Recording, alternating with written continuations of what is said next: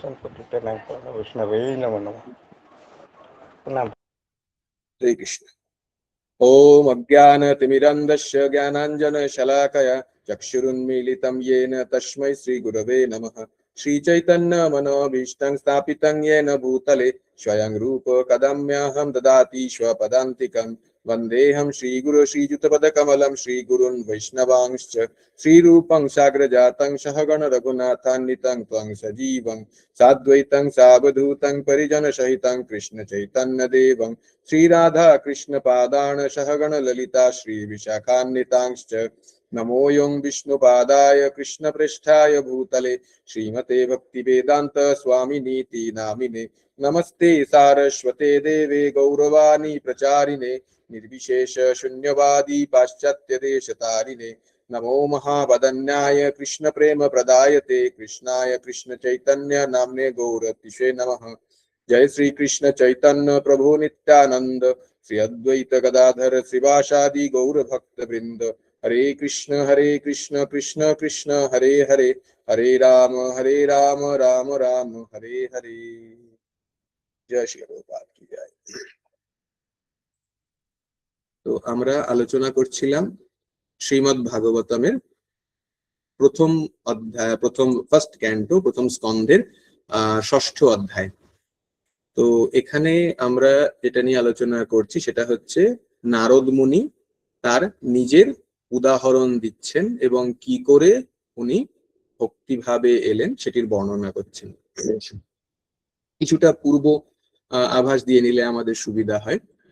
প্রথমে হচ্ছে যে নারদ মুনি এখানে জানালেন কি করে একজন সাধারণ জীব সে ভক্তি বেদান্তদের সাথে মিলতে পারে বা দেখা করতে পারে, এবং এই ভক্তি বেদান্তদের সঙ্গে থেকে তার জীবন কতটা পরিবর্তন হতে পারে, কি করে তার ভক্তি জীবন শুরু হলো, সেই ভক্তি জীবনে কি করে তিনি এগোলেন, এবং ভক্তি জীবনের একদম চূড়ামণিতে কি করে পৌঁছলেন, এবং সেই চূড়ায় পৌঁছানোর সাথে কি করে উনি প্রেম ভক্তি লাভ করলেন।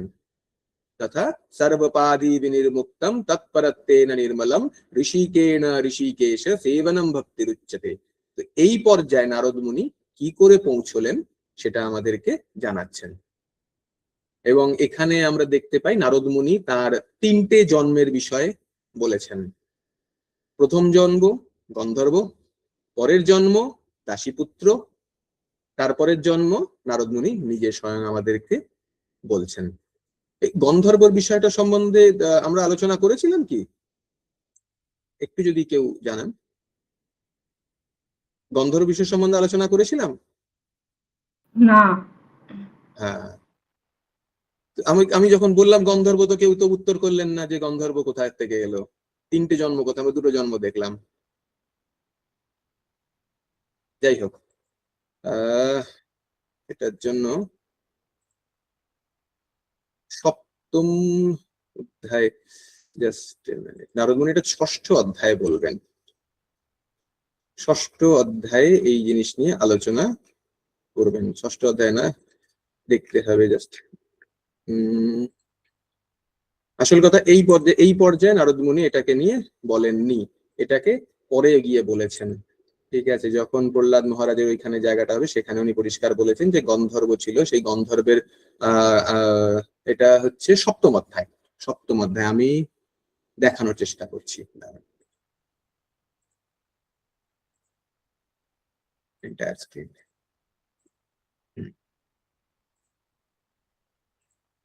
হ্যাঁ, এটা হচ্ছে সপ্তম অধ্যায়ের 15 নম্বর শ্লোক থেকে, 15 নম্বর অধ্যায়, সপ্তম সেভেন্থ ক্যান্টো, সপ্তম স্কন্ধ 15 নম্বর অধ্যায়। এখানে দেখুন 69 নম্বর শ্লোকে বলছেন, বহুকাল পূর্বে অন্য এক মহাকল্পে ব্রহ্মার সহস্রাব্দে আমি উপবর্ত নামে গন্ধর্ব রূপে বিরাজমান ছিলাম। অন্যান্য গন্ধর্বরা আমাকে অত্যন্ত সমাদর করতেন। আমার একটি সুন্দর মুখ এবং মনোরম ও আকর্ষণীয় শারীরিক গঠন ছিল। ফুলের মালা ও চন্দনের মণ্ড দিয়ে সজ্জিত হয়ে আমি আমার শহরের নারীদের কাছে অত্যন্ত মনোহর ছিলাম। ফলে আমি সর্বদা কামাসক্ত বাসনায় বিহ্বল থাকতাম। একবার দেবতাদের এক সমাবেশে পরমেশ্বরের মহিমা কীর্তনের আয়োজন করা হয়েছিল। এবং প্রজাপতিরা গন্ধর্ব ও অপ্সরাদের তাতে অংশ নেওয়ার জন্য আমন্ত্রণ জানিয়েছিলেন। নারদ মুনি বলতে থাকলেন, সেই উৎসবে আমন্ত্রিত হয়ে আমি যোগ দিলাম এবং নারীদের দ্বারা পরিবেষ্টিত হয়ে সুরেলা কণ্ঠে দেবতাদের মহিমা কীর্তন করতে লাগলাম।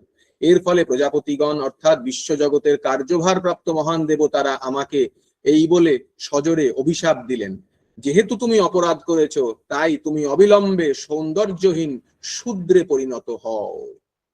যদিও আমি এক দাসীর গর্ভ থেকে শূদ্র রূপে জন্মগ্রহণ করেছিলাম, আমি বৈষ্ণবদের সেবায় নিযুক্ত ছিলাম যারা বৈদিক জ্ঞানে পারদর্শী ছিলেন। ফলস্বরূপ এই জীবনে আমি ভগবান ব্রহ্মার পুত্র রূপে জন্ম লাভের সুযোগ পেয়েছি। তো এই বিষয়টা সপ্তম স্কন্ধে গিয়ে থাকবে। ঠিক আছে, তো প্রকৃত শ্রীমদ ভাগবতম সপ্তম স্কন্ধ 15 নম্বর অধ্যায়। তো এখানে বিষয়টা হচ্ছে এরকম যে নারদ মুনির তাহলে কি পর্যায়ের ব্যক্তিত্ব 3 জন্মে ভগবত প্রাপ্তি করতে পারে, এই হচ্ছে নারদ মুনির চরিত্র ছিল। ঠিক আছে, চরিত্রের দিক থেকে খুব সুন্দর চরিত্র তিনি নিজেই বর্ণনা করে দিলেন। ঠিক আছে, তো খুব সুন্দর একজন গন্ধর্ব যে গানে পরিপট্টু সমস্ত কিছু, তিনি একদিন স্বর্গে দেবতাদের সভায় গেছেন, যেখানে গিয়ে ভগবানের নাম স্তুতি ইত্যাদি চলছে, হরিনাম সংকীর্তন চলছে। সেইখানে গিয়ে উনি হরিনাম না করে অন্যান্য কোন রকমের গান ধরলেন। কেন? ওখানকার উপস্থিত সুন্দরীদেরকে মোহিত করার জন্য। সেটা দেখে দেবতারা যে অভিশাপ দিল, তার ফলে নারদ মুনি এলেন দাসী পুত্র হিসেবে। এই দাসী পুত্র থেকে আমরা এখানে ধীরে ধীরে করে আলোচনায় শুনতে পাচ্ছি। ঠিক আছে, এবার এখানে এই বিষয়টি আমরা আগের বার যখন আলোচনা করেছিলাম, আমরা ব্যাপারটা বলেছিলাম যে আমরা ওনার জীবন থেকে কি দেখতে পাই, কি শিখতে পাচ্ছি। শিক্ষণীয় বিষয় হচ্ছে কি করে ভক্তিতে এগোনো যায়। আজকে ওই জন্য তুললাম যে কোন পর্যায়ের ব্যক্তিত্ব ছিলেন, সেইখান থেকে শুধুমাত্র ভক্তি বেদান্তদের সঙ্গে বৈষ্ণবদের সঙ্গ প্রাপ্তিতে কতটুকু বদলে গেলেন, এবং এর সাথে হচ্ছে কি করে ভক্তির সমস্ত রকমের বাধাকে উনি টপকালেন। আমরা আগের দিন যখন পড়ছিলাম একের পর এক, আমি চেষ্টা করছিলাম ওটাকে উদাহরণ স্বরূপ তোলার, যে কি করে উনি ভক্তির সমস্ত বাধাগুলোকে অতিক্রম করে ভগবত প্রাপ্তির দিকে এগোলেন এবং কিভাবে তিনি ভগবানের দর্শন পেলেন, স্থিতপ্রজ্ঞ অবস্থা এবং ভগবানের দর্শন তার হৃদয়ে পেলেন। এটা ঠিক এরকম যে কোনো একজন ব্যক্তিত্ব, মানে যে কোনো একটা বিষয় আমরা যদি কারুর থেকে শিক্ষা লাভও করতে যাই, তাহলে সেই শিক্ষা লাভ করতে গেলেও আমরা একজন এমন ব্যক্তিত্বর কাছে যাই যিনি শিক্ষিত, যিনি ওই বিষয়ে পারদর্শী। অর্থাৎ মানে এখানে বলা চলে যে একজন অত্যন্ত ধনী ব্যক্তি, বিলিয়নিয়ার। ঠিক আছে, এবারে বিলিয়নিয়ার যে হয়েছে, যে অত্যন্ত ধন কামিয়েছে, সমস্ত কিছু করেছে, তার থেকে আমরা উপযুক্ত জ্ঞান নিতে পারি যে তিনি কি করে এত ধন কামালেন। তিনি তার উপর বই লিখবেন এবং সেই বই বিক্রি করে তিনি মানে কোটিপতি থেকে আরবপতি হয়ে যাবেন, আর আমরা তার বই পড়তে থাকবো, কারণ তিনি যোগ্যতা প্রাপ্ত। ঠিক সেরকমই এটা ধরুন যে আমরা যদি এখন এরকম কোনো কাজ করি তাহলে ভুল হবে। কেন এই বিষয় নিয়ে আলোচনা করছি, এটার প্রয়োজন আছে। একজন নৃত্যশিল্পী, তিনি খুব সুন্দর ভারতনাট্যম নাচছে, একটা সভা হচ্ছে, সেই সভাতে খুব সুন্দর ভারতনাট্যম পরিবেশন করছেন। তো পরিবেশন করতে করতে করতে করতে দর্শক স্থানে বসে থাকা একজনের সেই নাচ দেখে খুব ভালো লাগলো, এবং এতটাই ভালো লাগলো তার নাচতে ইচ্ছে করলো। এবার সে গিয়ে যারা সংগঠিত করেছে অনুষ্ঠানটা, তাদেরকে গিয়ে বললো আমিও ভারতনাট্যম নাচবো। তো বলছে তুমি কি নাচতে জানো আগে? বলছে না, ওনার নাচ দেখে আমার খুব ভালো লেগেছে, আমি এই জন্য নাচবো। তাহলে কি এই ব্যক্তিত্ব ভালো করে নাচতে পারবে? কারণ সে প্রথমবার দেখে উদ্বুদ্ধ হয়ে দৌড়েছে। যেখানে কিনা যে শিল্পী, সে যখন নৃত্যটাকে পরিবেশন করছে, সে বহু দিনের অভ্যাস তপস্যা সমস্ত কিছু করে সেই নৃত্যটাকে পরিবেশন করছে। তাহলে এই ব্যক্তিত্বর কি করা উচিত? যিনি পরিবেশন করছে তার কাছে গিয়ে সেই নৃত্যটাকে অভ্যাস করা। যত অভ্যাস করবে ধীরে ধীরে এনার নৃত্য পরিপক্ক হবে এবং তখন তিনি নৃত্য পরিবেশন করতে পারবেন। নারদ মুনি হচ্ছেন ঠিক আমাদের সমস্ত গুরুদের মধ্যে আচার্য, যে আচার্য নিজের অবস্থা বলছে যে আমি কি ছিলাম, আমার জীবন কি ছিল, আমি কোন পতিত অবস্থায় পড়েছিলাম, সেইখান থেকে 3 জন্মের মধ্যে আমি ভগবত প্রাপ্তি করলাম। তো আচার্য নিজের বিষয়ে খোলাখুলি ভাবে বলছেন। কেন? ব্যাসদেব তাকে জিজ্ঞাসা করেছেন বলে। তদ্বিদ্ধি প্রণিপাতেন পরিপ্রশ্নেন শ্রীবায়া। ব্যাসদেব তাকে জিজ্ঞাসা করলেন বলে নারদ মুনি তার উদাহরণ স্বরূপ সকলের জন্য খুলে বললেন। কে এই নারদ মুনি? এই নারদ মুনিকে আমরা যখন শ্রীমদ্ ভাগবতমের আরো এগোবো, দেখতে পাবো, তখন দেখব এই নারদ মুনির হাত দিয়ে প্রচুর ভক্ত, ভগবানের ভক্ত তৈরি হয়েছে। ব্যাসদেব, ধ্রুব মহারাজ, প্রাচীন বর্মী, প্রচেতা, তারপরে আমাদের প্রহ্লাদ মহারাজ, দক্ষ প্রজাপতি, কয়াদু, কিং চিত্রকেতু, একের পর এক ভক্ত নারদ মুনির কথায়, নারদ মুনির বাক্যে উদ্বুদ্ধ হয়ে তারা ভগবত ভক্তিতে এসছে। ও রামায়ণের বাল্মীকিও তো অনেক আছে এরকম। আমরা একের পর এক, হ্যাঁ, বাল্মীকি রামায়ণের ক্ষেত্রে যেতে গেলে আমাদের 8ম স্কন্ধ পর্যন্ত যেতে হবে, ঠিক আছে? আমি তো 7ম বলে ছেড়ে দিলাম, ঠিক আছে? একের পর এক রয়েছে। তাহলে এই নারদ মুনির কি অবস্থা ছিল সেটা জানা আমাদের দরকার।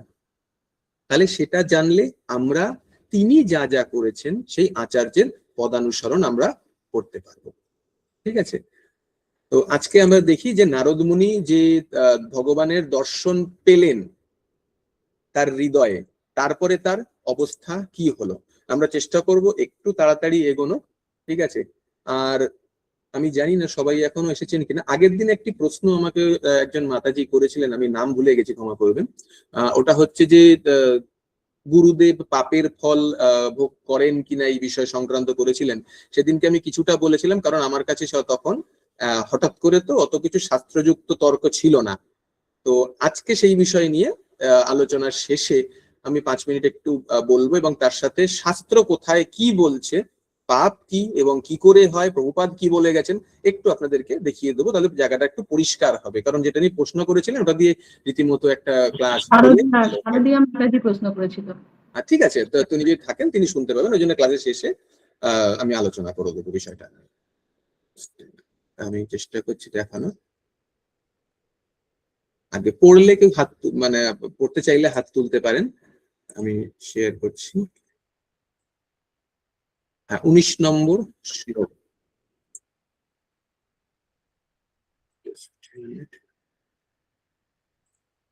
আজকে একটু ঝামেলা করছে। হ্যাঁ, সন্তুপ্রভু পড়ুন 19 নম্বর শ্লোক আর অনুবাদ পড়ুন। হরে কৃষ্ণ বাবু। হরে কৃষ্ণ। 19 নম্বর শ্লোক। দিদুঃসুস্তদহং ভূয়া প্রনিধায় মনোহৃদি বিক্ষমানাপি নাপস্যম বৃত্তিপ্ত ইবাতুর।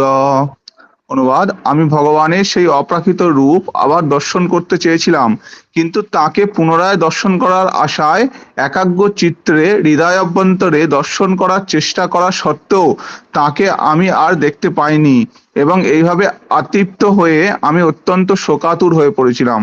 হরে কৃষ্ণ বাবু।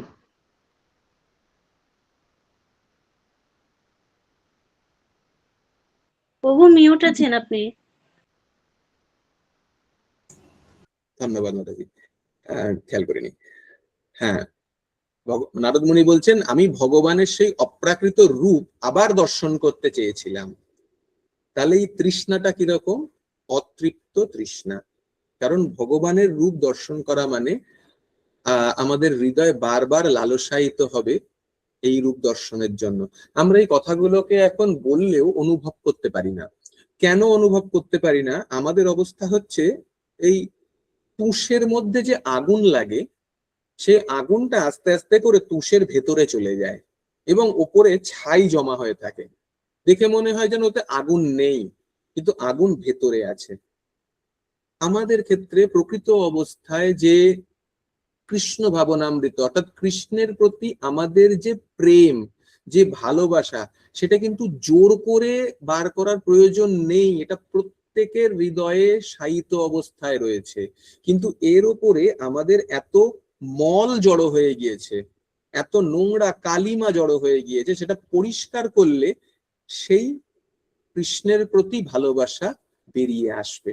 নারদ মুনির ক্ষেত্রে এই অবস্থায় গিয়ে এটাই হয়েছিল, যেটা আমরা আগের দিন বলেছিলাম, ভাব রুচি এইটা বলেছিলাম, বলতে বলতে আস্তে আস্তে প্রেম এই যে আসলো, প্রেম প্রাপ্তি হওয়ার পরে নারদ মুনির এই অবস্থা হয়েছিল। তাই কি বলছেন, কিন্তু তাকে পুনরায় দর্শন করার আশায় একাগ্র চিত্তে হৃদয়াভ্যন্তরে দর্শন করার চেষ্টা করা সত্ত্বেও আমি আর দেখতে পাইনি, এবং এইভাবে অতৃপ্ত হয়ে আমি অত্যন্ত শোকাতুর হয়ে পড়েছিলাম। প্রভুপাদ এই জন্য খুব সুন্দর করে বলছেন, কোন রকমের কৃত্রিম যৌগিক পন্থা দ্বারা ভগবানকে দর্শন করা যায় না, তা সম্পূর্ণরূপে নির্ভর করে ভগবানের অহৈতুকী কৃপার উপরে। আমাদের ইচ্ছা মতো আমরা যেমন সূর্যের উদয় দাবি করতে পারি না, আপনাদের ওখানে সবারও সন্ধে হয়ে গেছে, আমার এখানেও রাত্রি হয়ে গিয়েছে, কেউ আমরা চাইলেও এখন সূর্যকে তুলে নিয়ে আসতে পারবো না, সে তার সময় মতো আসবে।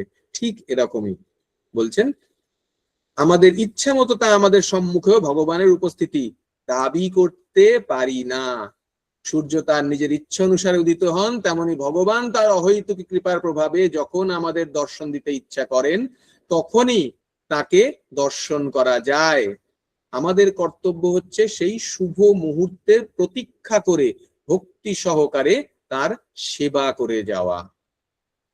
তো নারদ মুনি পুনরায় আবার দর্শন করতে চেষ্টা করেছিলেন, কিন্তু সেটি পেলেন না।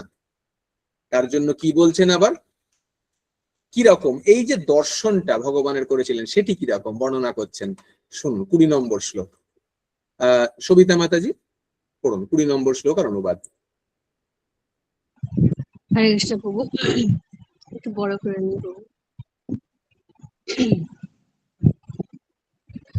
एवं যত তম বিজনে ইমং আহো গচ অগ্রচর গিরাম গম্ভীর সলক্ষয়া বাচা সূচ সূচ পশ্য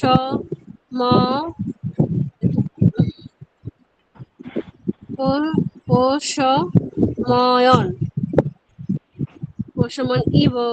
অনুবাদ, সেই নির্জন স্থানে আমার প্রচেষ্টা দর্শন করে সমস্ত জড় বর্ণনায় অতীত যে পরমেশ্বর ভগবান, তিনি অত্যন্ত গভীর ও শ্রুতি মধুর স্বরে আমার অন্তরের বেদনায় উপশম করার জন্য কথা বলেছিলেন।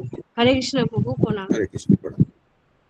তো কি বলছেন, সেই নির্জন স্থানে আমার প্রচেষ্টা দর্শন করে সমস্ত জড় বর্ণনার অতীত যে পরমেশ্বর ভগবান, তিনি অত্যন্ত গম্ভীর ও শ্রুতি মধুর স্বরে আমার অন্তরের বেদনা উপশম করার জন্য কথা বলেছিলেন। তাহলে ভগবান কিরকম, ভগবান তার যে দর্শন, সেই দর্শন হচ্ছে জড় বর্ণনার অতীত, যেটা নারদ মুনি এখানে বলে আর করতে পারলেন না।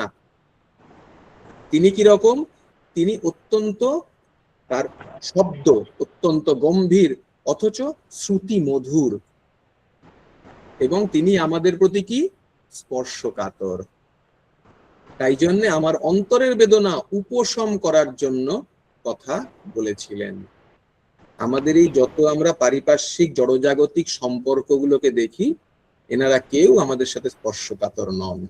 স্পষ্টভাবে তারা প্রত্যেকে স্বার্থান্বেষী, প্রত্যেকে, আমরা প্রত্যেকে স্বার্থান্বেষী, শুধুমাত্র ভগবান ছাড়া। ভগবান একমাত্র নিঃস্বার্থ, তাই তার করুণাও আমাদের উপরে নিঃস্বার্থ। তিনি সবসময় আমাদেরকে দেখছেন, সবসময় আমাদেরকে সাহায্য করছেন। ওই জন্যে যখন নারদ মুনির এই অবস্থা হয়ে গিয়েছে, সেটি উপলব্ধি করিও ভগবান তাকে উপশম করার জন্য কথাগুলি বলছেন। প্রভুপাদ খুব সুন্দর বলছেন, দেখুন, কিন্তু তবুও তার অহৈতুকী করুণার প্রভাবে কেউ যখন উপযুক্ত ইন্দ্রিয় প্রাপ্ত হন, তখন তিনি তার বাণী শুনতে পান অথবা তার সঙ্গে কথা বলতে পারেন। তো নারদ মুনি এমন একটি জায়গায় চলে গিয়েছেন যেখানে হয়তো দর্শন আর পাবেন কিনা ঠিক নেই, কিন্তু প্রভুপাদ বলছেন তিনি এই পর্যায়ে চলে গেছেন যে তিনি তার কথা শুনতে পাচ্ছেন অথবা তার সাথে কথা বলতে পারেন। ভগবান প্রতি মুহূর্তে আমাদের কথা শুনছেন, ভগবান শুনছেন আমাদের কথা, আমরা শুনতে পাই না। কিরকম শুনছেন আর একটা ছোট্ট উদাহরণ নেওয়ার চেষ্টা করি, চৈতন্য চরিতামৃত থেকে নেব এবার। দেখছি বোধহয় আমি বার করে রেখেছি, চ্যাপ্টার 3। হ্যাঁ, দেখাচ্ছি, রাখা আছে। Something else, entire stream. এটা চৈতন্য চরিতামৃতর অন্তলীলার 3 নম্বর অধ্যায় আসবে, যেখানে হরিদাস ঠাকুর মানে হরিদাস ঠাকুরের জীবন চরিত সমস্ত কিছু সেই বিষয়ে আলোচনা হচ্ছে। 2য় অধ্যায় হয়েছে এবং 3য় অধ্যায় আরো বিস্তারিত হচ্ছে এবং হরিদাস ঠাকুর বলছেন, ওখানে বলছেন মহাপ্রেমে ভক্ত কহে হারাম হারাম, যবনের ভাগ্য দেখো লয় সেই নাম, যদ্যপি অন্য সংকেতে অন্য হয় নামাভাস, তথাপি নামের তেজ না হয় বিনাশ। এটা কি হিসেবে বললেন? হরিদাস ঠাকুর বলছেন এখানে এই বিষয়টা হচ্ছে এরকম যে এক ব্যক্তিত্ব ম্লেচ্ছ, যবন ম্লেচ্ছ, সে গেছে মাঠে তার প্রাতকৃত করার জন্য এবং একটি বুনো শুয়োর অপেক্ষা করছে কতক্ষণে তার প্রাতকৃত্য সম্পন্ন হবে এবং শুকরটি তার খাদ্য গ্রহণ করবে। ঠিক আছে, এবার এতক্ষণ হয়ে গেছে দেখে শুকর তার চেষ্টা হারিয়ে ফেলেছে, আর তার ধৈর্য ধরছে না। তখন শুকর কি করেছে, সেই ম্লেচ্ছর পেছনে দাঁত দিয়ে আঘাত করেছে। যতক্ষণে আঘাত করছে এই জিনিস হচ্ছে, সে তো ম্লেচ্ছ, ম্লেচ্ছ শুকর দেখে বলছে হারাম হারাম, এরাম করেছে। এই হারাম হারাম করতে করতে এই নামের সাথে শুকরের যে দাঁত লেগেছে ওতে ম্লেচ্ছ মরে গেছে। ভগবানের দূত এসে গেছে, ভগবানের দূত এসে বলছে যে চলো তুমি এবার তোমাকে বৈকুণ্ঠে যেতে হবে।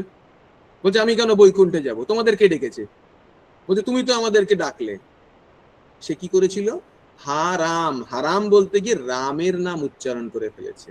তো এইরকম ভাবেও অপ্রাকৃত ভাবেও যদি ভগবানের নাম উচ্চারিত হয়, তাহলেও ভগবান যা বলে গেছেন অন্তকালে চ মামেব স্মরণ মুক্ত কলেবরম ইহ প্রয়াতি সমদ্ভাবং ইয়াতি নাস্তত্র সংশয়। অজামিলের ক্ষেত্রেও আমরা একই জিনিস দেখতে পাবো। ঠিক সেরকমই চৈতন্য চরিতামৃতে হরিদাস ঠাকুরও একই জিনিস বলে যাচ্ছে। তাই ভগবান প্রতি মুহূর্তে শুনছেন, প্রতি মুহূর্তে শুনছেন। এই জন্যে পরবর্তী সময় যদি কখনো নাম জপ নিয়ে আলোচনা আমরা পরিষ্কার দেখতে পাবো যে কেন হচ্ছে, কি বিষয়ে, কেন হরে কৃষ্ণ, বা যদি আমরা বলি হরি কেন হচ্ছে, এই পুরো কথাটা যদি বলি রাধে কৃষ্ণ কৃষ্ণ কৃষ্ণ রাধে রাধে, রাধে শ্যাম শ্যাম শ্যাম রাধে রাধে যদি আমরা বলি, সেটাকে যেরাম ছন্দে আমরা বলছি মহাপ্রভু বলে গেছেন, সেটি ভগবান কেন শুনছেন। আর আমরা যখন জপ করি, আমি জপ করছি হরে কৃষ্ণ তাকাচ্ছি অন্যদিকে, ভগবান শুনছে কিন্তু হয়তো আমরা শুনছি না। ঠিক আছে, এবং জপ নিয়ে পরবর্তী সময় কথা হলে দেখা যাবে যে শুধু এই 32 অক্ষরের যে শব্দ, 16টি শব্দ নিয়ে যে তৈরি 32 অক্ষরের, এর মধ্যে কি করে শ্রবণম কীর্তনম বিষ্ণু বলে সমস্ত আমাদের নববিধা ভক্তি এক জায়গায় ঢুকে রয়েছে। ঠিক আছে, তো এই বিষয় সম্বন্ধে আমাদের জ্ঞাততার প্রয়োজন আছে। যদি আমরা জানতে পারি তাহলে আমরা বুঝতে পারবো যে ভগবান প্রতি মুহূর্তে আমাদেরকে শুনছেন কি করে, প্রতি মুহূর্তে আমাদেরকে জানছেন কি করে। ঠিক একই জিনিস নারদ মুনি কিন্তু আমাদের এখানে বলে যাচ্ছেন।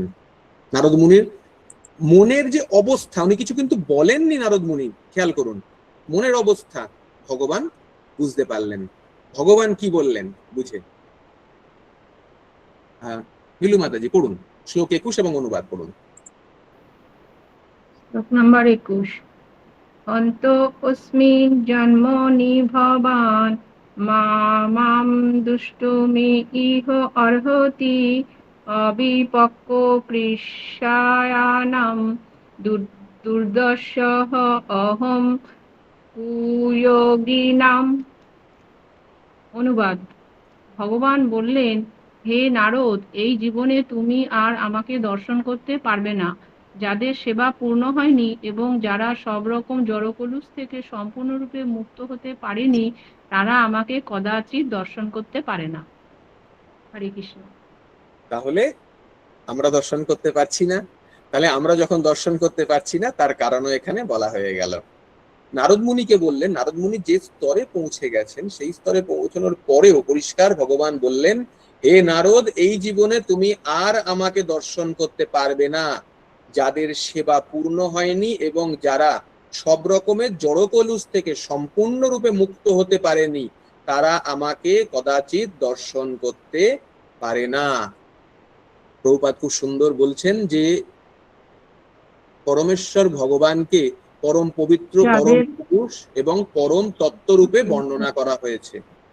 তার মধ্যে একটুও জড়কলুষ নেই, এবং তাই যদি কারো মধ্যে অল্প একটু জড় আসক্তি থাকে, তাহলে তিনি ভগবানের সান্নিধ্যে আসতে পারেন না। কেউ যখন জড়া প্রকৃতির অন্তত দুটি গুণ অর্থাৎ রজগুণ এবং তমগুণের প্রভাব থেকে মুক্ত হন, তখনই ভগবত ভক্তি শুরু হয়। সেই দুটি গুণের প্রভাব থেকে মুক্ত হওয়ার লক্ষণ হচ্ছে কাম এবং লোভ থেকে মুক্ত হওয়া, অর্থাৎ ইন্দ্রিয় তৃপ্তির বাসনার থেকে মুক্ত হতে হবে এবং ইন্দ্রিয় তৃপ্তির সাধনের লোভ থেকে মুক্ত হতে হবে। সত্যগুণ হচ্ছে প্রকৃতির গুণের সমতা। সব রকমের জড় প্রভাব থেকে মুক্ত হওয়ার অর্থ হচ্ছে সত্যগুণের প্রভাব থেকেও মুক্ত হওয়া, শুদ্ধ সত্যের অবস্থান। তো যতক্ষণ না পর্যন্ত এদিকে হচ্ছে ততক্ষণ পর্যন্ত আমাদের দর্শন শ্রবণ কোনো কিছুই ভগবানের থেকে সরাসরি সেটা হবে না। ততদিন পর্যন্ত তাহলে আমাদের কি কর্তব্য? ভগবত ভক্ত থেকে শ্রবণ করা। প্রভুপাদ যেন বলছেন, কেউ বনে গিয়ে পারমার্থিক সিদ্ধি লাভের প্রচেষ্টা করতে পারে, কিন্তু তার অর্থ এই নয় যে তিনি প্রত্যক্ষভাবে ভগবানকে দর্শন করতে পারবেন। সব রকম জড় আসক্তি থেকে সম্পূর্ণরূপে মুক্ত হয়ে শুদ্ধ সত্ত্বে অধিষ্ঠিত হলেই, পরিষ্কার বলে দিলেন, শুদ্ধ সত্ত্বে অধিষ্ঠিত হলেই কেবল পরমেশ্বর ভগবানের সান্নিধ্যে আসা যায়।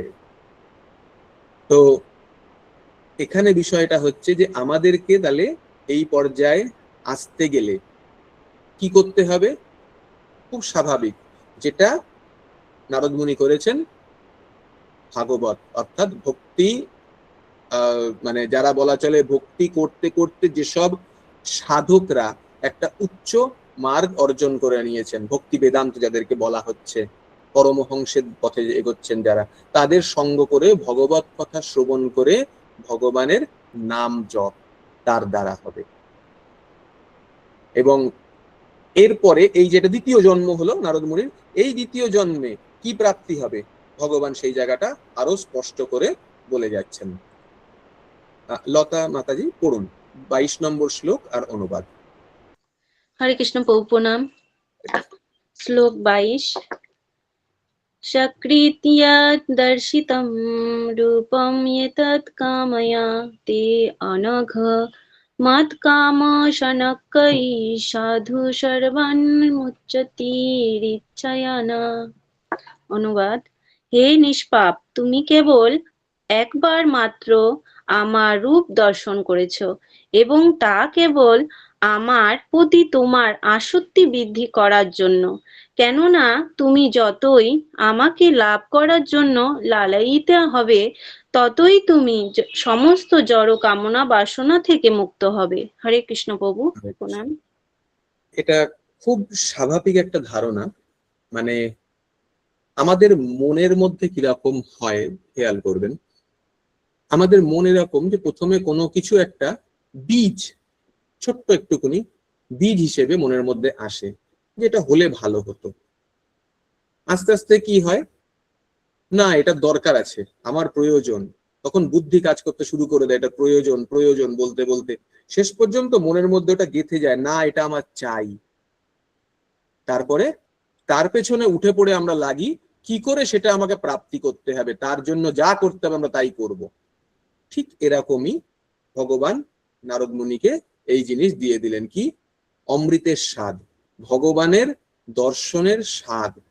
ওই জন্য কি বললেন, তুমি কেবল একবার মাত্র আমার রূপ দর্শন করেছো এবং তা কেবল আমার প্রতি তোমার আসক্তি বৃদ্ধি করার জন্য। কেননা তুমি যতই আমাকে লাভ করার জন্য লালায়িত হবে, তত তুমি সমস্ত জড় কামনা বাসনার থেকে মুক্ত হবে। এটা হয় যে আমরা প্রতিদিন যা চিন্তা করি, প্রত্যেক দিনের চিন্তা ধীরে ধীরে করে আমাদের স্বভাবে বদলায়। আমি প্রতিদিন চিন্তা করছি, সেই চিন্তা হিসেবে কার্য করছি। চিন্তার থেকে আমাদের কার্যকারিতা, প্রতিদিন যে কার্যকারিতা করছি সেই কার্যকারিতা ধীরে ধীরে করে আমার নিয়ম শৃঙ্খলার মধ্যে ঢুকতে শুরু করে, সেটি আমার স্বভাবের মধ্যে পরিবর্তন করে দেয়। এই স্বভাব আমার চেতনাকে বিকাশ করতে সাহায্য করে। তো এটা শুরু হয় আমাদের চিন্তার থেকে। তো ভগবানের দর্শন, সেই দর্শন যখন হয়ে গেল, এবার কি হবে? আবার দর্শন চাই, আবার দর্শন, যেটা নারদ মুনি করতে চাইছিলেন, যার জন্য তার মন দুঃখিত হলো।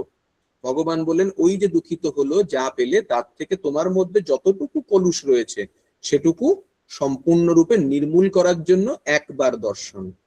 এবারে ওটা নির্মূল করো, তারপরে আমার সম্পূর্ণ দর্শন আবার পাবে। প্রভুপাদ কি বলছেন? কঠিন বক্তব্য।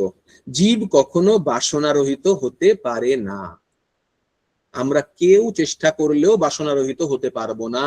যেন আমার কোনো ইচ্ছা নেই, আমার কোনো ইচ্ছা নেই, সবকিছু মরে গেছে, হবে না, কোনোদিন হতে পারে না। তাই কি দরকার? আমাদের যে বাসনা, বাসনাটা জড় বাসনা, তাকে ধীরে ধীরে করে কৃষ্ণের দিকে আস্তে আস্তে করে নিয়ে আসতে হবে।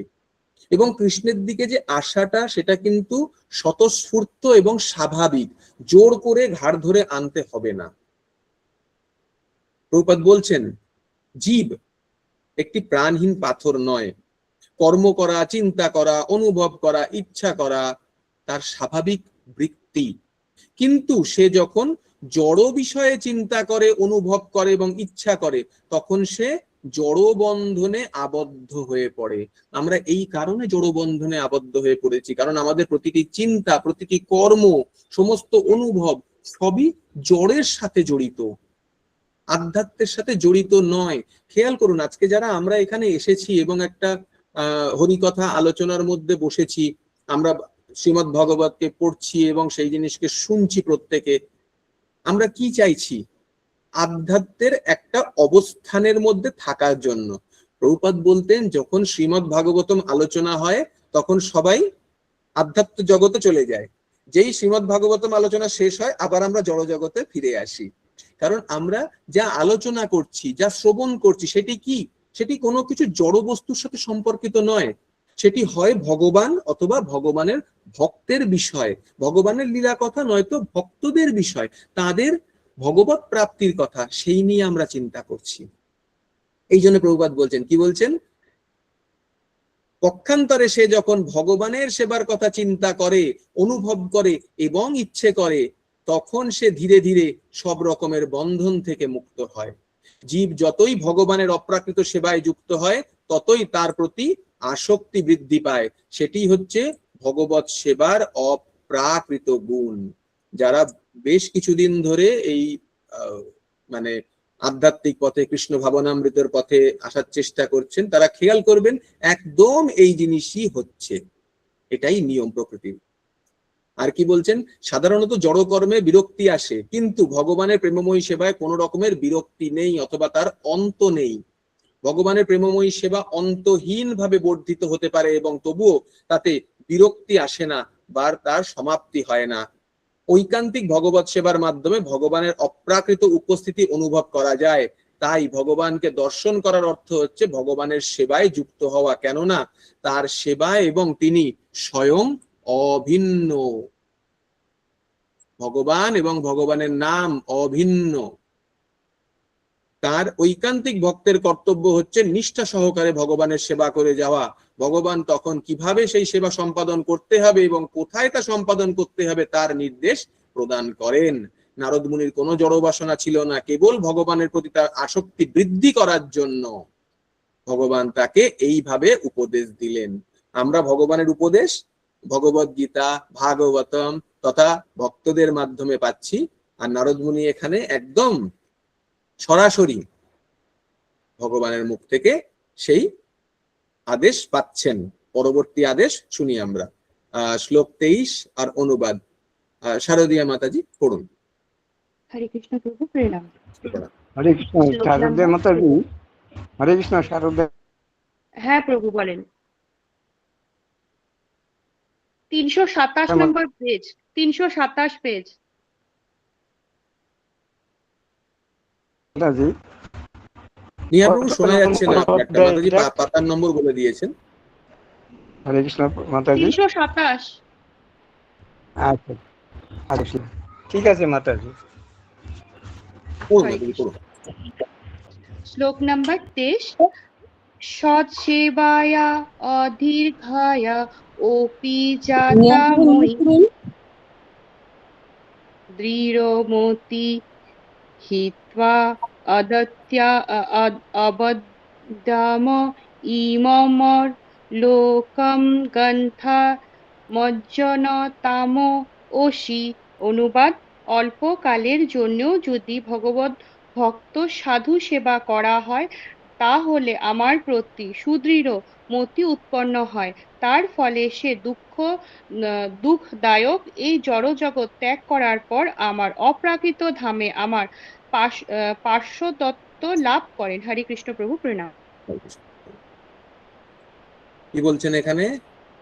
অল্পকালের জন্য যদি ভগবত ভক্ত সাধু সেবা করা হয় তাহলে আমার প্রতি সুদৃঢ় মতি উৎপন্ন হয়, তার ফলে সে দুঃখদায়ক এই জড় জগৎ ত্যাগ করার পর আমার অপ্রাকৃত ধামে আমার পার্শ্বদত্ত লাভ করে। তো ভগবান কিন্তু বলছেন না যে জন্ম জন্মান্তরে করতে হবে, সমস্ত কিছু করতে হবে না। অল্পকালের জন্য যদি কেউ ভগবত ভক্ত সাধুর সেবা করে তাহলে, এটা কিন্তু ভগবান ডাইরেক্ট নারদ মুনিকে বলছেন, সরাসরি কথা হচ্ছে, ভগবানের কথা কিন্তু তিনি শ্রবণ করছেন। কথাগুলো কিন্তু খুব গুরুত্বপূর্ণ। ঠিক আছে, কি কি হতে হবে খেয়াল করার যোগ্য। অল্পকালের জন্য ভগবত ভক্ত সাধুর সেবা কিরম ভাবে? নির্মল চিত্তে। কেন? তাতে কি হবে? আমার প্রতি সুদৃঢ় মতি উৎপন্ন হবে, এবং তাতে কি হবে? সে দুঃখদায়ক জড়জগৎ ত্যাগ করবে। ভগবান স্পষ্ট বলছেন এই জড়জগৎ দুঃখের, ত্যাগ করো, আমার কাছে চলে এসো। বেশি দিন করতে হবে না, অল্প সময়। ওই যে আমরা অনেক সময় বাচ্চাদেরকে বলি না, ঠিক আছে সারাদিন পড়তে হবে না, তুমি 1-2 ঘন্টা ভালো করে মন দিয়ে পড়ে নাও তো, পড়াটা হয়ে যাবে। ঠিক আছে, আমরা কিন্তু মানে পিতামাতা হিসেবে বাচ্চাদেরকে বলে থাকি, কিন্তু ভগবান আমাদের পিতামাতা হিসেবে বলছেন যে বেশি করতে হবে না, অল্প সময় ভালো করে পড়ে নাও, হয়ে যাবে। কিন্তু আমরা সেটা করতে পারছি না। ঠিক আছে, সেটা করার প্রয়োজন পড়ছে। পরম তত্ত্বের সেবা করার অর্থ হচ্ছে সদ্গুরুর নির্দেশ অনুসারে পরমেশ্বর ভগবানের সেবা করা।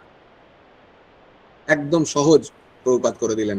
সদ্গুরু হচ্ছে কনিষ্ঠ অধিকারী ভক্ত এবং ভগবানের মধ্যবর্তী স্বচ্ছ মাধ্যম। কনিষ্ঠ অধিকারী ভক্তের ভ্রান্ত ইন্দ্রিয়ের দ্বারা পরমেশ্বর ভগবানের সান্নিধ্য লাভ করার সামর্থ্য নেই, এবং তাই সদ্গুরু তত্ত্বাবধানে তাকে অপ্রাকৃত ভগবত সেবার শিক্ষা লাভ করতে হয়।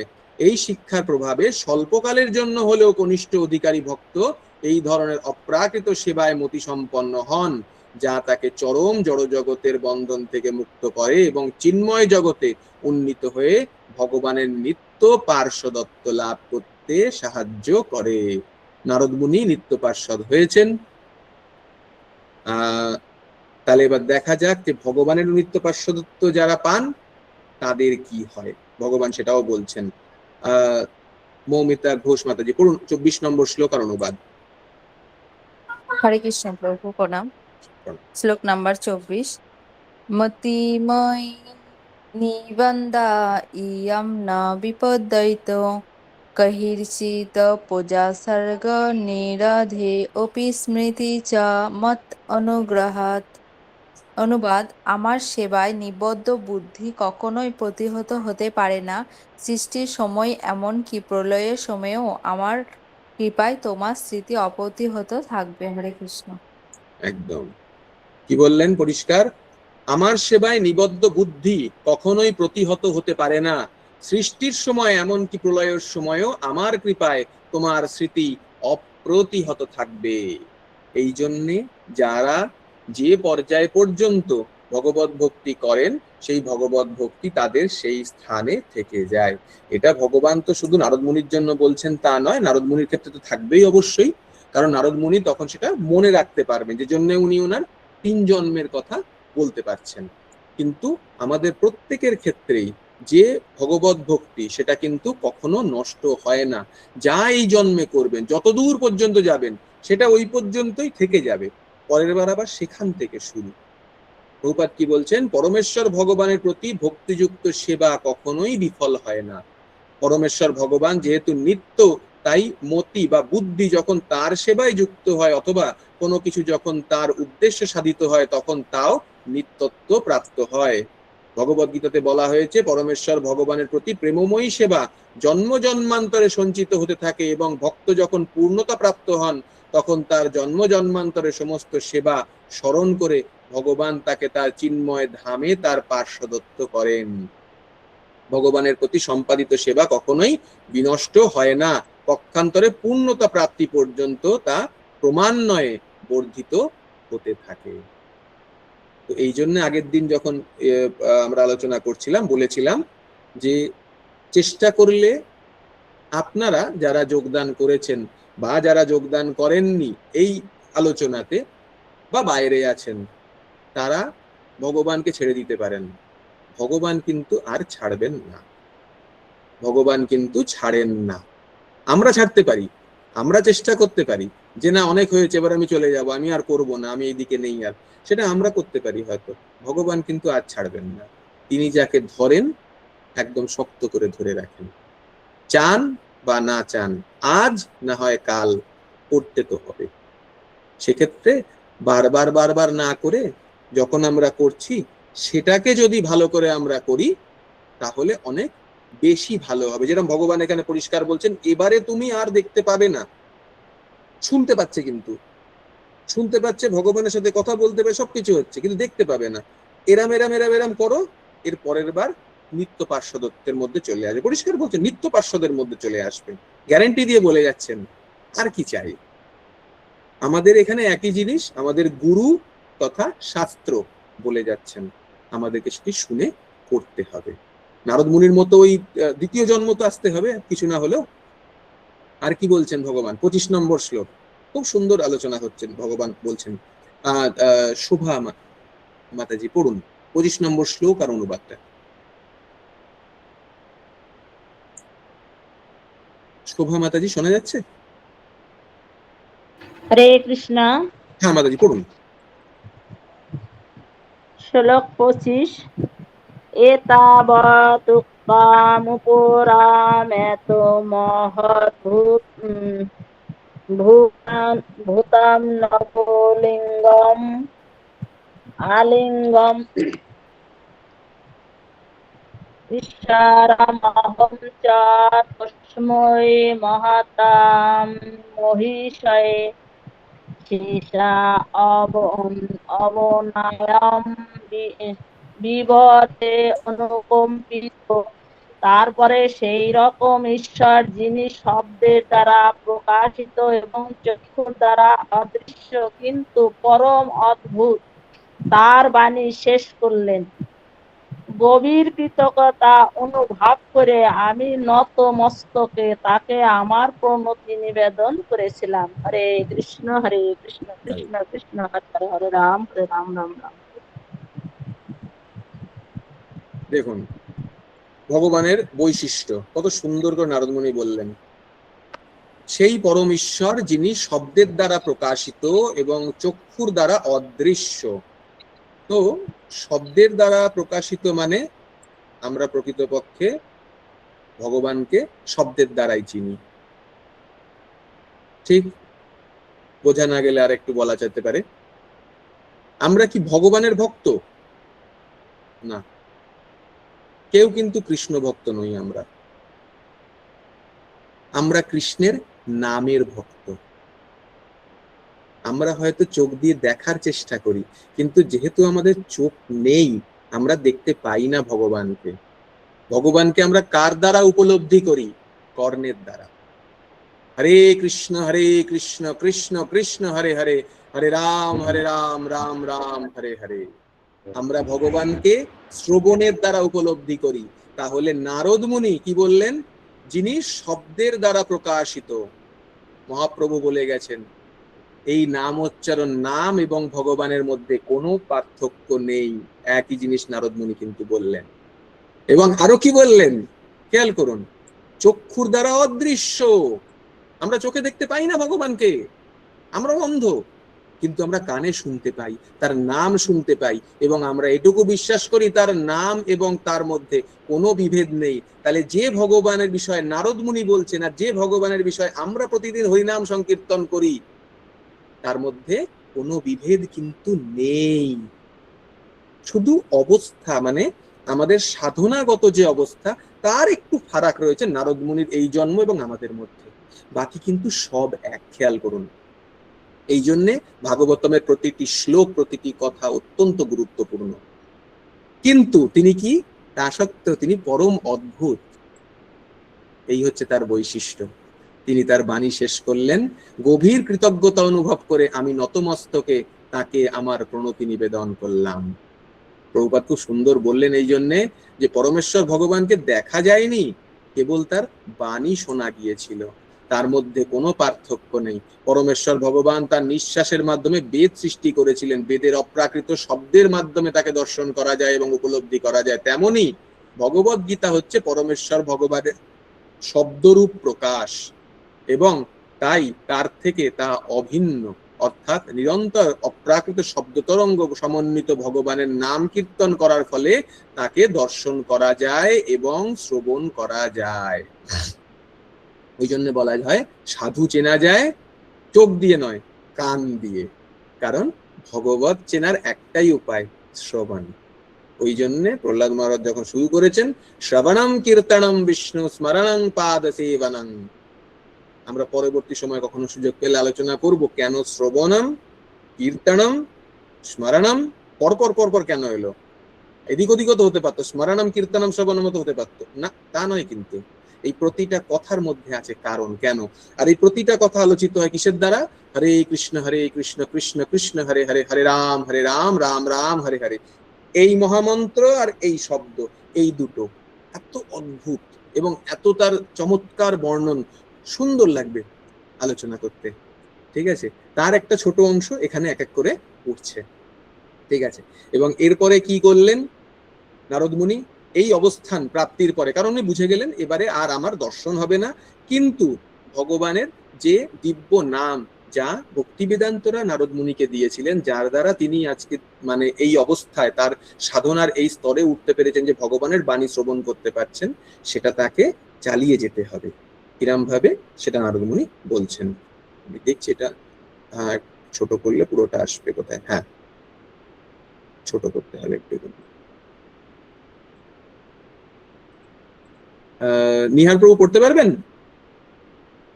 হ্যাঁ প্রভু, পারবো। 26 নম্বর শ্লোক আর অনুবাদ করুন। 26 নম্বর? আগে আচ্ছা ঠিক আছে প্রভু।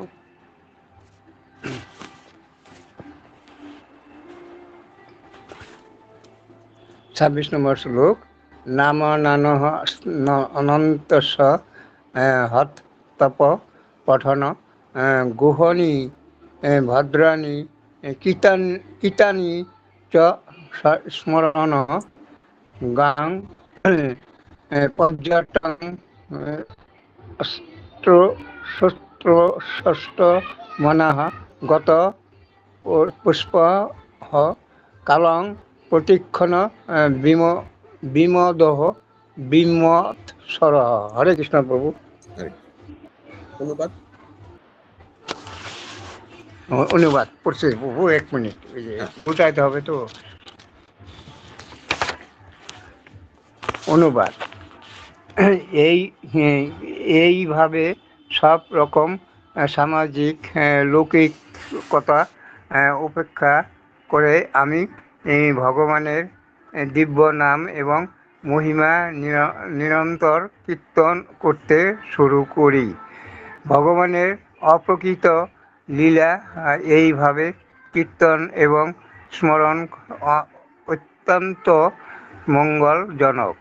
এইভাবে ভগবানের মহিমা কীর্তন করতে করতে আমি সর্বতভাবে তৃপ্ত হয়ে অত্যন্ত বিনতি এবং নির্মৎসর চিত্রে সমস্ত পৃথিবী পর্যটন করতে থাকি। হরে কৃষ্ণ প্রভু। কিরম বলছেন, এইভাবে সব রকম সামাজিক লৌকিকতা উপেক্ষা করে আমি ভগবানের দিব্য নাম এবং মহিমা কীর্তন করতে শুরু করি। স্পষ্ট বলে দিলেন, নারদ মুনি এখনো তাই করে চলেছেন। কিন্তু আমাদের ক্ষেত্রে কোন জায়গায় আটকায়? এই সামাজিক এবং লৌকিকতাকে আমরা উপেক্ষা করতে পারি না। এর অনেক উদাহরণ আমরা শ্রীমদ্ ভাগবতমেই পাবো। এবং এর থেকে বড় বিষয় হচ্ছে যে যখনই আমরা ভগবানের নামকে উচ্চারণ করি, কারণ এখানে কিছু জিনিস খেয়াল করো, আমরা যখন শুরু করলাম তখন হচ্ছে নারদ মুনির যে মনের অস্থিরতা ভগবান উপলব্ধি করলেন বলে ভগবান তাকে আদেশ দিলেন, সেই আদেশ নারদ মুনি শ্রবণ করলেন। ভগবান কিন্তু প্রকৃতপক্ষে বুঝতে পারেন যে কে কতটা গভীরতায় তাকে ডাকছে, কতটা প্রেমের সাথে ডাকছে। এরকম এর ছোট একটা উদাহরণ হচ্ছে আমরা দেখতে পাবো, এটা তো শ্রীমদ্ ভাগবতমের 10th ক্যান্টোতে দশম স্কন্ধে থাকবে। তো ওখানে রকম হচ্ছে যে আপনারা নাকি জানেন গল্পটা, সেটা হচ্ছে যে একজন মাতা বৃন্দাবনে তখন ভগবান যেখানে জন্মেছেন গোকুলে, ওখানে উনি ফল বিক্রি করতে আসছেন। তো ফল বিক্রি করতে আসছেন, বা ভাগবতমের শ্লোকটা হচ্ছে মানে পরিষ্কার এরকম হচ্ছে যে খুব আদরের সাথে প্রেমের সাথে উনি প্রত্যেককে বলছেন, হে বৃন্দাবনবাসী যতজন, তারা দয়া করে কিছু ফল নিয়ে যাও, যারা ফল নিতে চাও তারা আমার কাছে এসো ফল নেওয়ার জন্য। এই যে ডাক উনি দিচ্ছেন বৃন্দাবনবাসী ব্রজবাসীদেরকে, সেটি এতটাই প্রেম মুগ্ধতার সাথে ভগবানের কান পর্যন্ত সেটি পৌঁছেছিল। এবং ভগবানের কান পর্যন্ত যখন পৌঁছে, ভগবান ওই বৃদ্ধার কাছ থেকে ফল নিতে আগ্রহী হন। কিন্তু যতটুকু তুণ্ডল চাল মুঠিতে করে ছোট বালক তো নিয়ে এসেছিল, আনতে আনতে অনেক পড়ে গিয়েছিল, তো একটু সামান্য চাল ছিল, সেটুকু ওই বৃদ্ধাকে দেন। এবং বৃদ্ধা ভগবানকে হাত ভরে যত ফল দেওয়া সম্ভব সব ফল তাকে দিয়ে যায়। এবং ওই সামান্য কতগুলো তুণ্ডলের দানা যা ভগবান দিয়েছিলেন তা তার ঝুড়িতে করে নিয়ে চলে যান। যখন তিনি বাড়িতে যান তখন গিয়ে দেখেন সেটি সম্পূর্ণ মণিমুক্ত খচিত সবকিছুতে পরিপূর্ণ হয়ে গিয়েছে। ভগবান প্রত্যেককে মানে জড় তথা আধ্যাত্মিক সবকিছু সব দিয়ে দেন। আর আমাদের থেকে কি চান? শুধু প্রেম ভক্তি সহকারে ডাক, শুধু এই ডাক। তিনি যেখানে এই ডাকের উপলব্ধি পান তিনি কিন্তু সেখানে দৌড়ে যান। এটি একটি উদাহরণ।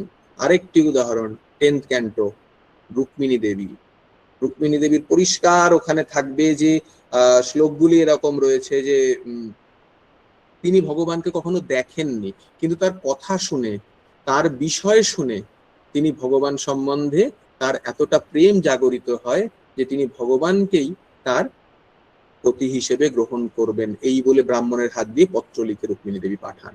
তো ওখানে বর্ণনা এত সুন্দর আছে যে ভগবান শুধুমাত্র শ্রবণ এবং শুধুমাত্র তার প্রতি যে আকৃষ্টতা, প্রেমের যে টান, সেটাকেই তিনি উপলব্ধি করতে পারেন। এই জন্য ভগবান বলেছেন, পত্রম পুষ্পম ফলম তোয়ম ইয়ো মে ভক্ত্যা প্রয়চ্ছতি তদহম ভক্ত্যা উপরিতম অশ্নামি প্রয়তৎমনঃ। দুবার এই জন্য ভক্ত কথাটার উচ্চারণ কিন্তু এখানে করেছেন। যা আমরা ভক্তি সহকারে দেব ভগবান কিন্তু ঠিক সেটিকেই গ্রহণ করবেন। আর তার জন্য আমাদের কি করতে হবে? সব রকমের সামাজিকতা লৌকিকতাকে উপেক্ষা করে ভগবানের দিব্য নাম মহিমা নিরন্তর কীর্তন করতে শুরু করতে হবে। তার মানে এরকম না যে এখনই বেরিয়ে খোল নিয়ে রাস্তার মধ্যে, না, সেটারও পদ্ধতি আছে।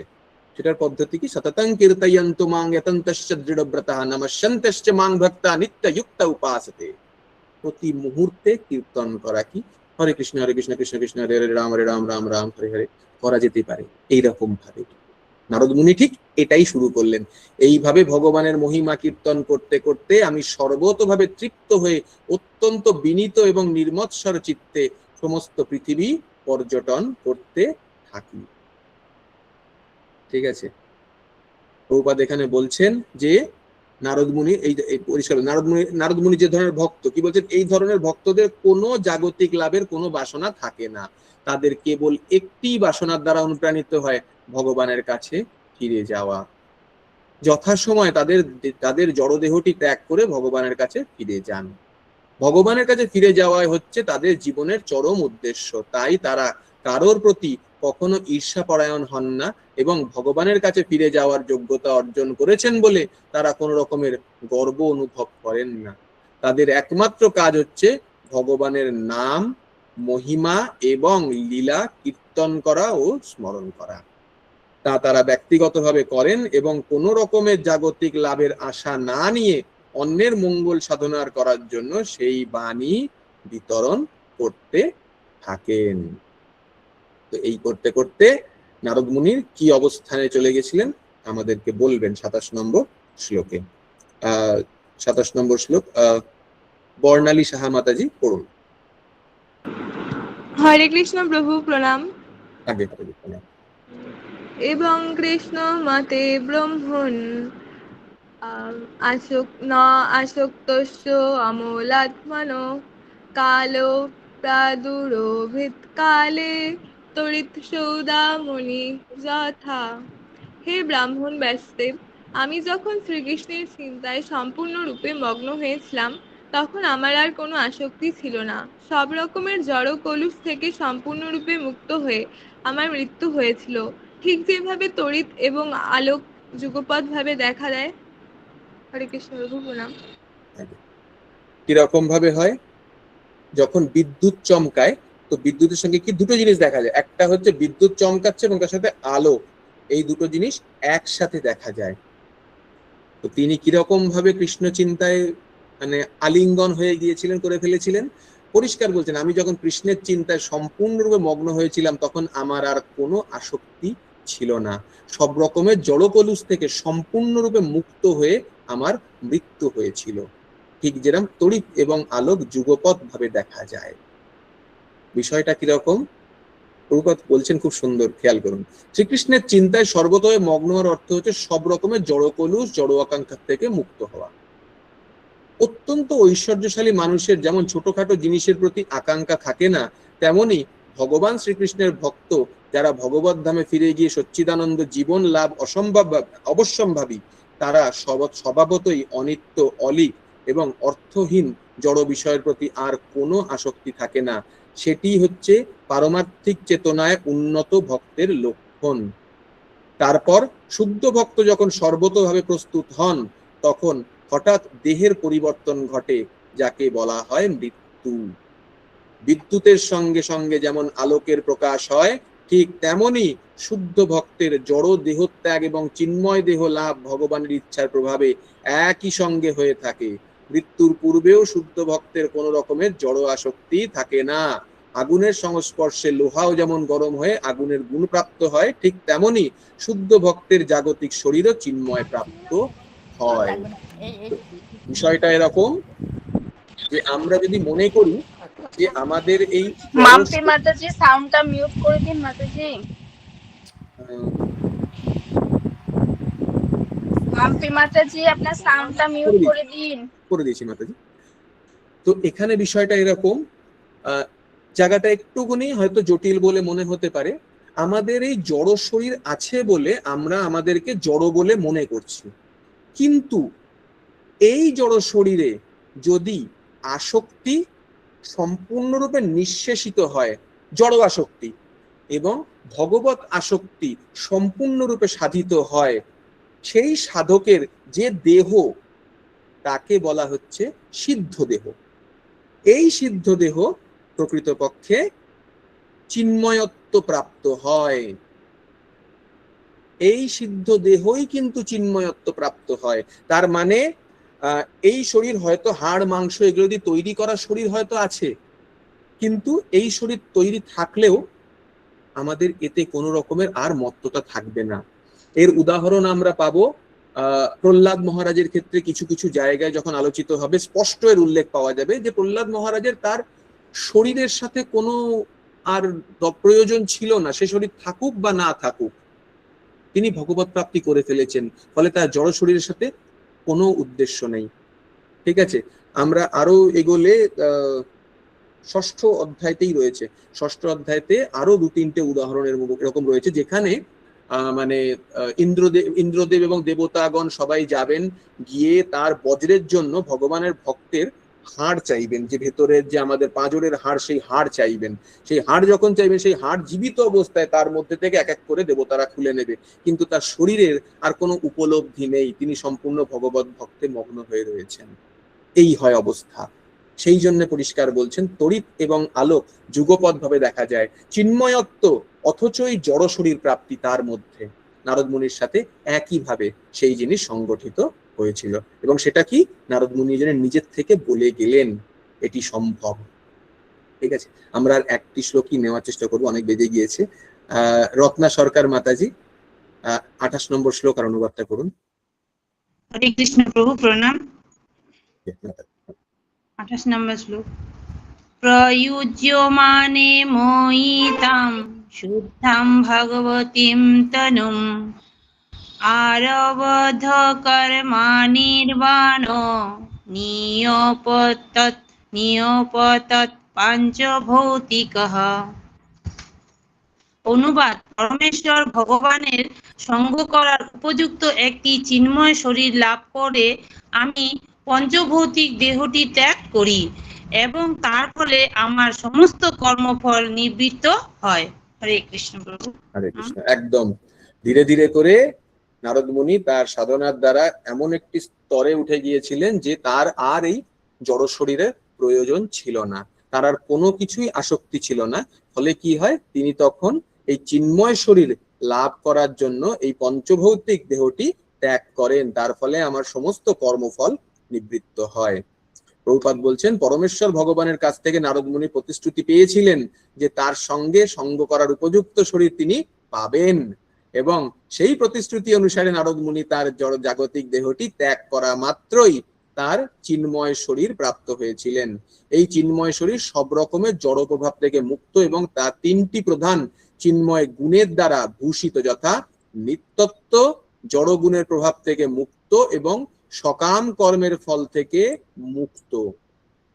এই শরীরটা কিরকম হয়, আমাদের যেরকম জড় শরীর মানে একটা হৃৎপিণ্ড আছে, হাড় আছে, চামড়া আছে, এত কিছুকে দিয়ে তৈরি, যে চিন্ময় শরীর, চিন্ময় শরীরকে ব্যক্ত করতে যেরকম আমরা যদি একটা চিনি দিয়ে পুতুল বানাই, ঠিক আছে, বা আমরা ওই লক্ষ্মী পুজো বা কোনো কিছু না মঠ পাওয়া যায় চিনি দিয়ে বানানো, শক্ত শক্ত অনেক বিক্রি হয়, ওটা পুরোটাই চিনির, কিন্তু ওর মধ্যে একটা ছোট টুকরো ভাঙলেও চিনি, ওপরেরটা ভাঙলেও চিনি।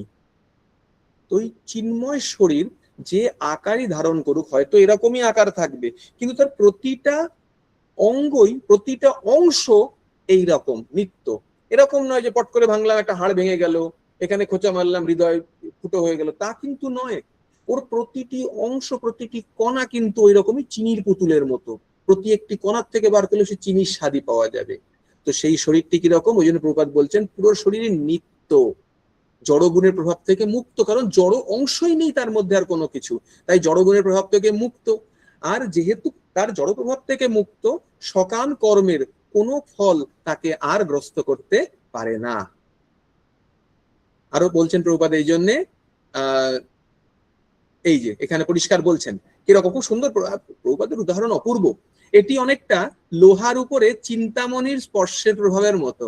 চিন্তামণির স্পর্শে লোহা যেরকম সোনা হয়ে যায়, তো লোহাটা যখন সোনা হয় তখন প্রতিটা কণা কিন্তু সোনা হয়ে যায়, সম্পূর্ণ লোহার বস্তুটা কিন্তু সোনা হয়ে গেল, তার মধ্যে আর কোনো ভুল ত্রুটি কিছু থাকলো না। ঠিক ওরকমই ভগবত ভক্তির চিন্ময় প্রভাবে জীবও তেমন চিন্ময়ত্ব প্রাপ্ত হয়।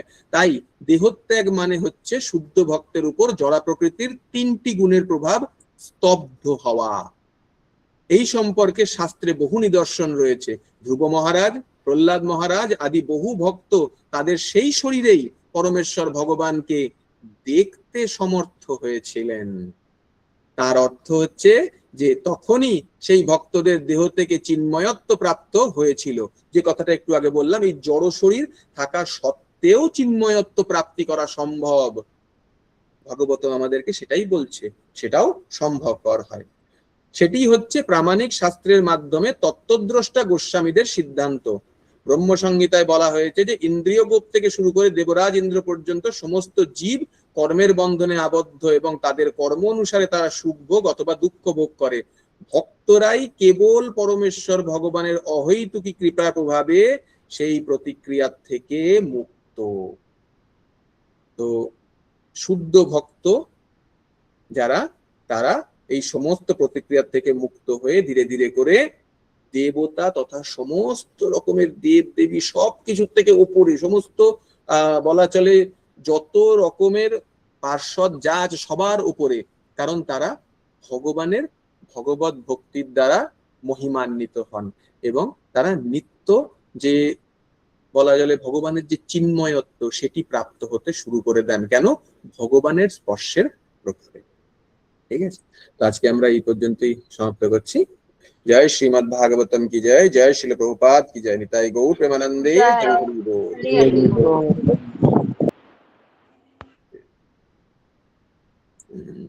Stop recording.